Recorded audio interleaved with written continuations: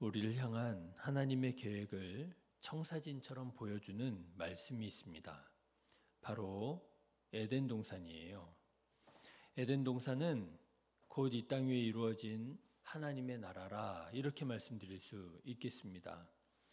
우리는 에덴 동산을 통해서 하나님께서 원하시는 나라가 어떤 나라인지 가늠해 볼 수가 있는 것이지요.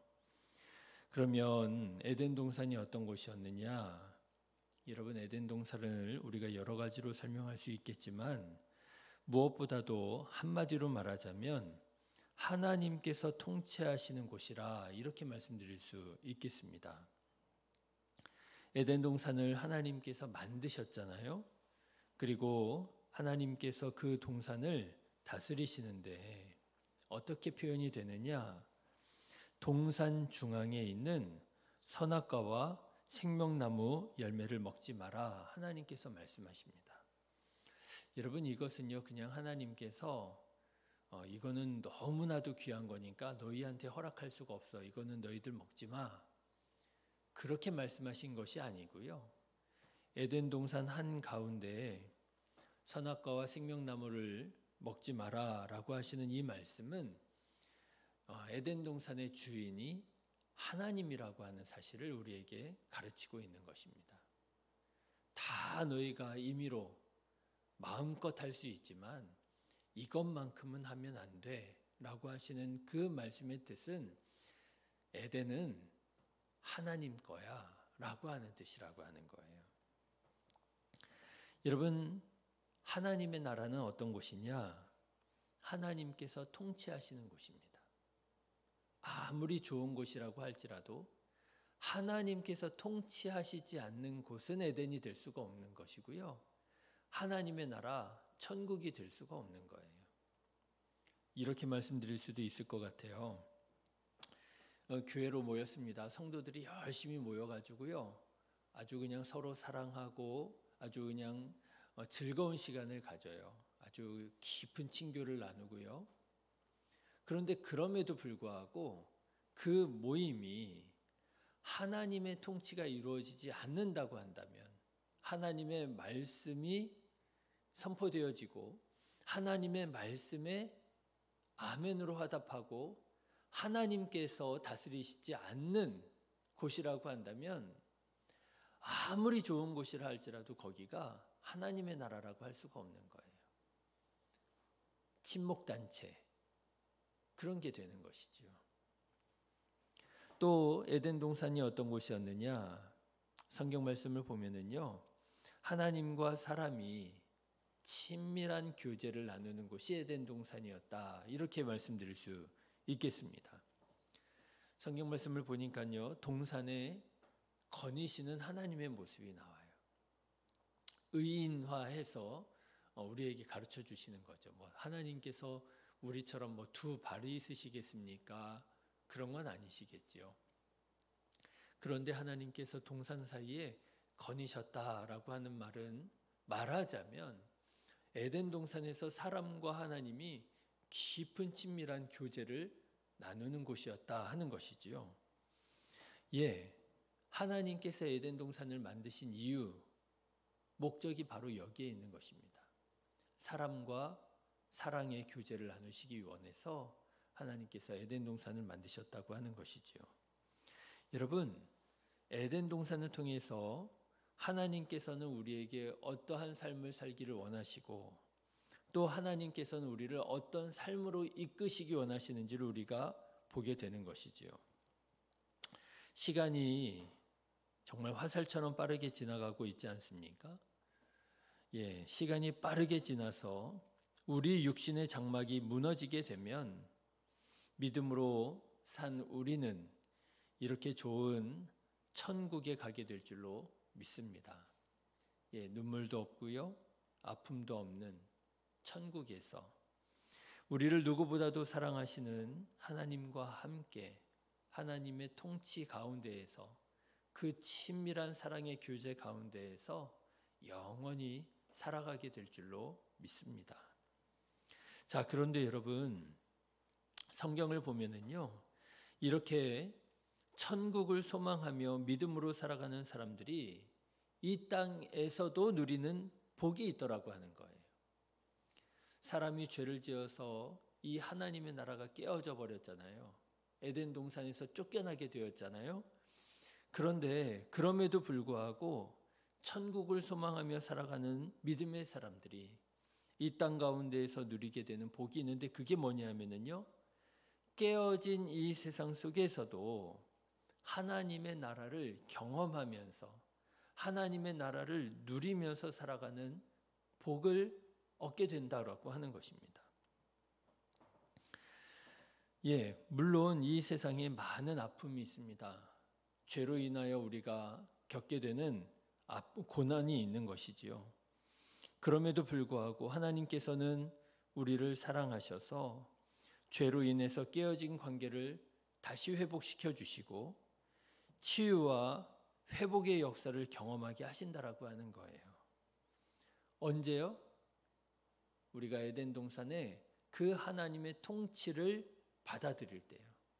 우리가 하나님의 말씀에 순종하여 살아갈 때 하나님의 통치가 우리들의 삶 가운데 임하게 되잖아요. 그러면 우리가 이 땅에서도 하나님의 나라를 어렴풋하게나마 경험하게 된다라고 하는 거예요. 하나님 나라가 이렇게 이루어지겠구나. 내가 죽어서 갈 천국이 바로 이런 곳이로겠구나 하는 것을 누리게 된다는 것이지요. 여러분, 천국이 있고요. 하나님의 나라가 있습니다. 천국은 우리가 통상 죽어서 가게 되는 하나님의 나라라고 한다면 여러분, 하나님의 나라는 꼭 죽어서만 가서 경험할 수 있는 것이 아니라 말씀드린 것처럼 하나님의 통치를 우리가 받아들이고 하나님과 깊은 사랑의 교제를 나눌 때에 비록 깨어진 이 세상 속에서도 우리는 하나님의 나라를 경험하게 된다라고 하는 것이지요. 그렇게 경험되어진 하나님의 나라가 바로 뭐가 되어야 돼요? 교회가 되어야 된다라고 하는 것이지요. 사랑하는 성도 여러분, 믿음으로 사셔서 천국에만 가기를 기다리고 기대하는 삶이 아니라 여러분 바라기는 이 세상에서도 하나님의 나라를 경험하여 누리며 살아가는 하나님의 복 받으시기를 주님의 이름으로 축원합니다. 그것을 하나님께서 원하시는 거예요. 이 땅에서도 하나님의 나라를 이루며 누리며 살아가는 자가 되라. 자, 그렇게 이 땅에서 하나님의 나라를 누리면서 살아갔던 사람이 있었습니다. 그 사람이 누구냐면 바로 에녹이라고 하는 사람이에요. 여러분, 사실 에녹은요, 우리 기독교 신앙 안에서도 가장 신비롭게 여겨지는 사람 중에 한 사람입니다. 기독교 신앙 자체가 신비해요. 신비로운 게 너무너무 많습니다. 우리의 생각으로는, 우리의 언어로는 다 이해할 수 없는 그런 면들이 많이 있어요. 신비지요. 그런데 그 신비 가운데에서도요, 참 신비로운 인물 꼽으라고 한다면 에녹만큼 신비로운 인물이 있을까 싶어요. 왜 에녹이 이렇게 신비로운 인물인가 하면은요, 엄청난 삶을 살았으면서도 우리가 에녹에 대해서 알 수 있는 것이 별로 없어서 그래요. 에녹은 어떤 삶을 살았느냐? 한마디로 말하자면요, 죽음을 보지 않고 하나님의 나라에 간 사람이에요. 여러분, 오늘 말씀을 보십시오. 에녹이 하나님과 동행하더니 하나님이 그를 데려가심으로 세상에 있지 아니하였더라 그랬습니다. 죽음을 보지 않고 하나님의 나라, 천국에 간 사람이 에녹이에요. 이렇게 말씀드릴 수 있을까요? 하나님의 나라를 갔을 뿐만 아니라, 천국이지요. 천국에 갔을 뿐만 아니라 이 땅에서도 하나님의 나라를 누린 사람이라. 왜요? 죽음을 보지 않고 천국에 갔잖아요. 그러니까 에녹은요, 이 세상을 살아가는 중에도 하나님의 나라를 경험하고 누리면서 살아가다가 그러다가 하나님의 나라인 천국에 그냥 간 사람이에요. 죽어서 돌아간 사람이 아니라. 그럼에도 불구하고 에녹이 어떤 삶을 살았는지 우리가 잘 알기가 어렵습니다.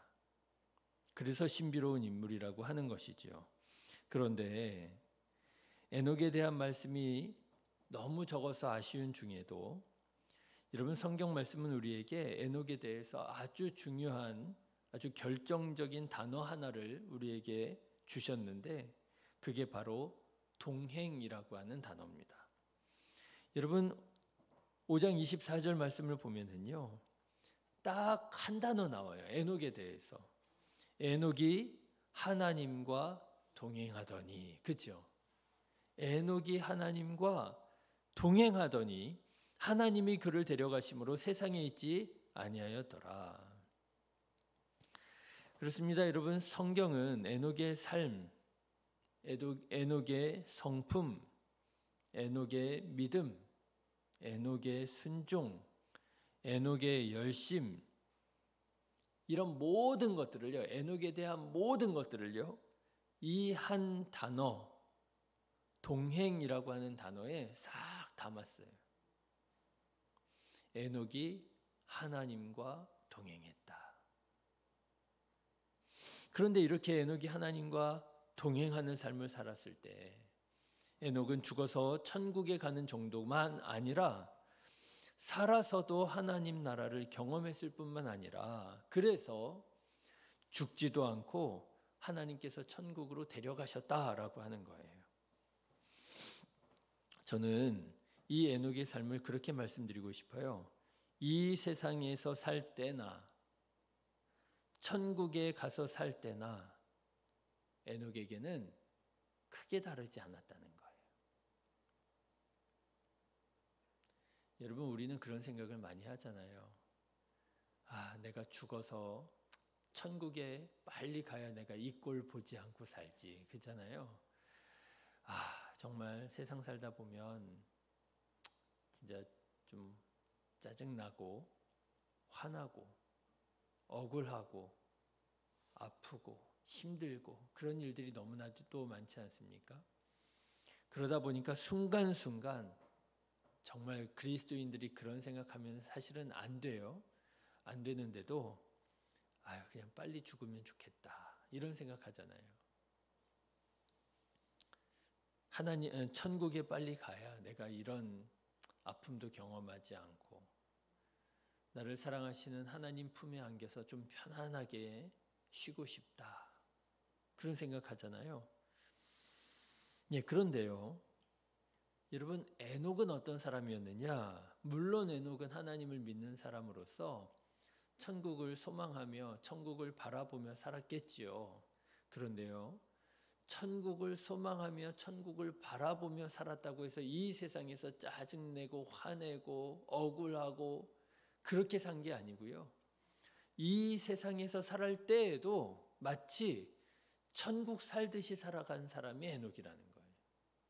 에녹에게 있어서는 천국이나 이 세상이나 별반 다를 게 없는, 그래서 죽어서 천국에 간 것이 아니라 그냥 살아있는 중에 천국에 간 사람이 에녹이라. 그러니 여러분 에녹이 얼마나 복된 삶을 산 거예요. 그렇죠.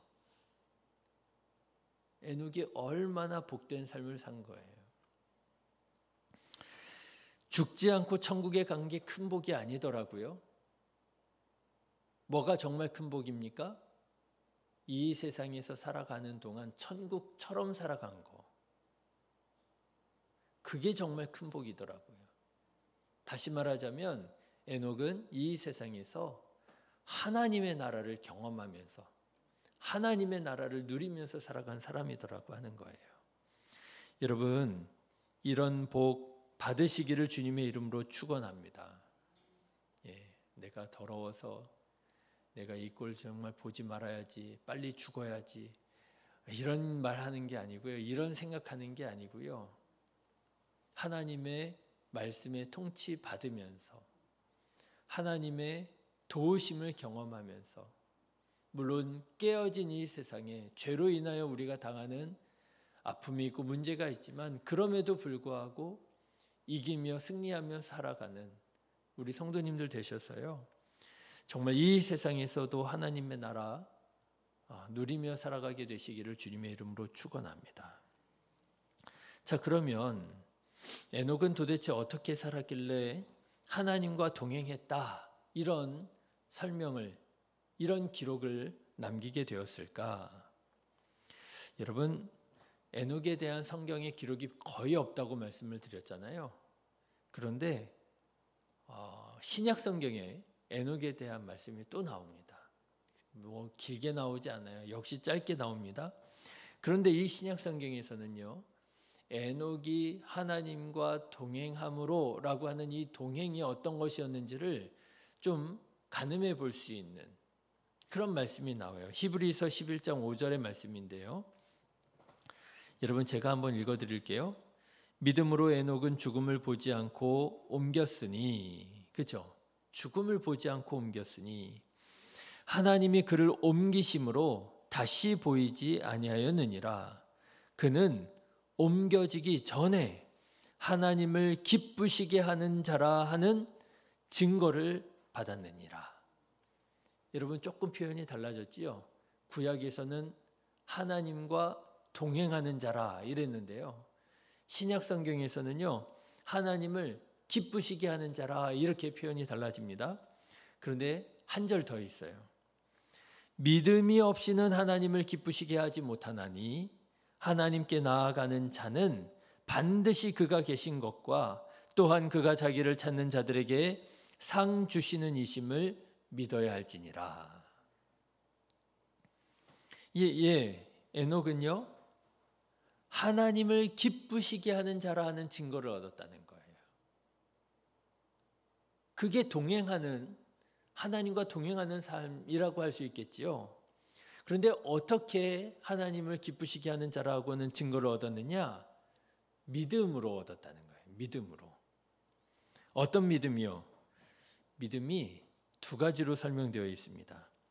하나님께서 계신 것을 믿는 거예요. 하나님이 계신 걸 믿는 거예요. 그리고 또 어떤 걸 믿어야 돼요? 하나님께서 하나님을 찾는 자들에게 상 주시는 이시라고 하는 사실을 믿어야 된다는 거예요. 여러분, 이것이 하나님을 기쁘시게 하는 두 가지 믿음입니다.